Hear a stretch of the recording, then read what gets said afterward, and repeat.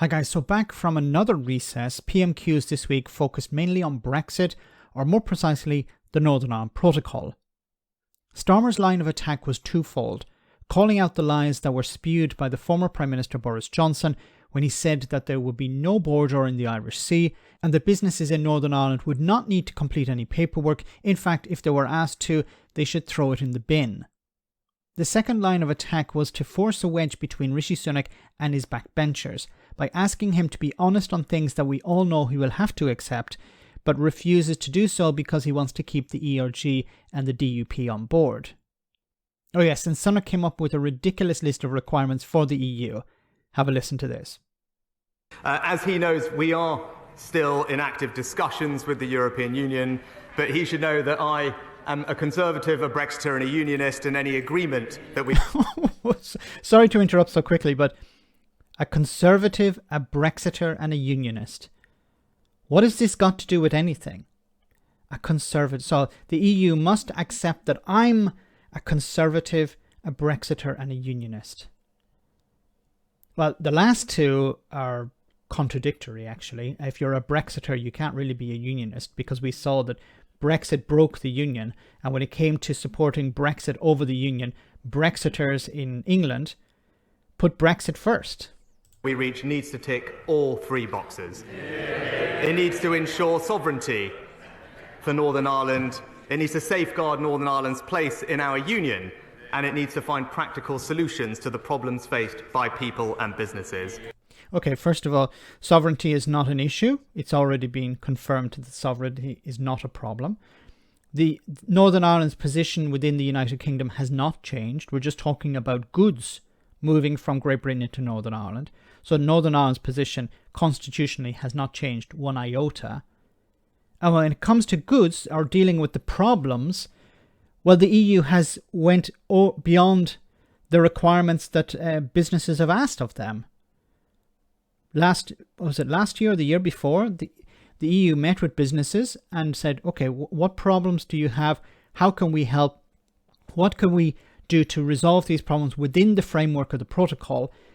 They put them forward. The EU came back with solutions and the businesses were happy. Businesses in Northern Ireland want the protocol protected. They don't want it scrapped. The only people who want it torn up are the DUP and other fringe elements. I will be resolute in fighting for what is best for Northern Ireland and the United Kingdom. Yes, Starmer. Mr. Speaker, we all agree that the protocol can be improved, but there are trade-offs and we need to face up to them.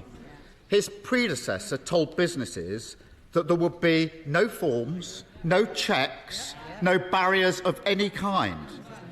That was absolute nonsense and it destroyed trust. He's using nonsense. Obviously, it was a lie. But then the problem with Parliament is you can't say it was a lie. You're not allowed to call people liars. Even though we all know it was a lie. Boris Johnson knew it was a lie. But you can't call it a lie, unfortunately. So in the interest of restoring that trust, will he confirm that to avoid a hard border on the island of Ireland, the deal he's negotiating is going to see Northern Ireland continue to follow some EU law? Wonderful. Because what he's doing here is he's driving a wedge between Rishi Sunak and his backbenchers, the ERG or the hardline Brexiteers. They don't want Northern Ireland, or they're claiming that they don't want Northern Ireland to follow any EU rules. But if Northern Ireland has access to the European single market, it has to follow those rules. If there are goods that are produced in Northern Ireland, which is part of the United Kingdom, and they're going into the Republic of Ireland, for example, as I covered earlier in another video, milk, for example, milk produced in Northern Ireland being sold in the Republic, it needs to follow EU standards. That's a requirement.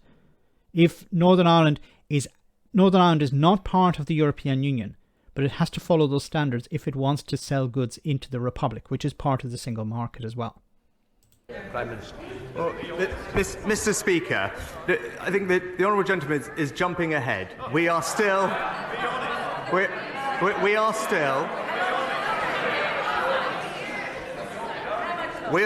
in intensive discussions with the European Union. this is irrelevant. the idea that these are that there are negotiations taking place, because this is a fact. This isn't up for negotiation. Northern Ireland has to follow these rules because it has access to the single market. Rishi Sunak knows this, but he can't come out and be honest because it's going to upset people who don't understand this. People who've probably never even visited Northern Ireland, who have no understanding of the single market, no understanding of the European Union, and just want Brexit to be Brexit. They want their red, white and blue Brexit. They don't actually understand the consequences of Brexit either. To ensure that we can find agreement that meets the test that I set, and that is sovereignty for Northern Ireland. It's Northern Ireland's place in our precious union, and it is to find practical solutions to the problems faced by people and businesses. These tests have already been met. Like, they're not really tests, but if you want to claim them to be tests, they have already been met. So I don't know why you're saying these tests have to be met. I've spent time engaging and listening to those communities in Northern Ireland, businesses and political parties. I have a good understanding of what is required, and I will keep fighting until we get it. Mr. Speaker, the Prime Minister is biting his tongue, but at some point the irreconcilables on his benches are going to twig and they're going to come after him. The former Trade Minister says there can be no role for the European Court of Justice in Northern Ireland. So will the Prime Minister be honest with them and tell them that's not going to happen? Wonderful. The reality is there will be a role for the European Court of Justice.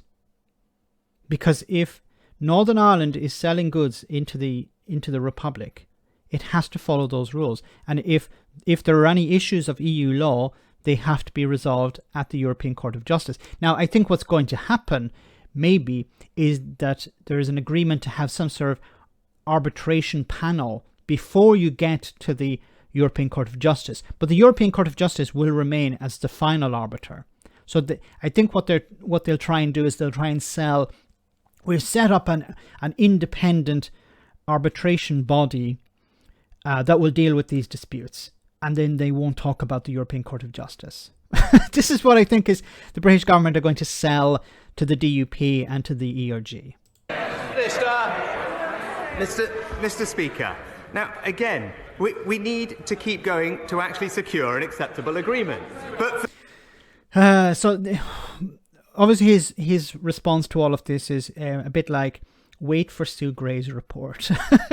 Wait for the negotiations to be complete, and then I don't know whether MPs will be able to actually see it, but I think what's going to happen is that nothing is going to change in respect to the protocol. Some things will be added, some things will be smoothed out, but the protocol as it currently exists will not change. There's no reason for it to change. The protocol is not the problem. The problem is the DUP.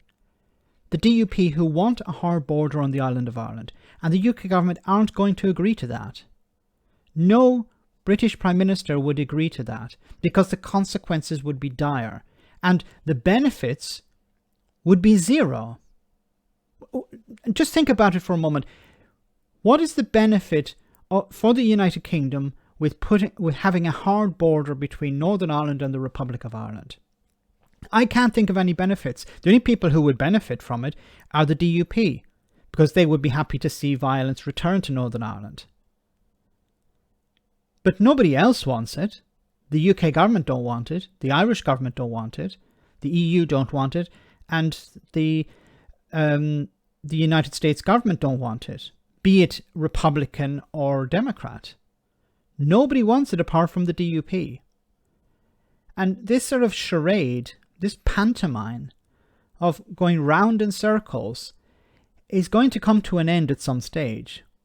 And I think it's going to be smoke and mirrors to keep the DUP on board and the ERG on board as well.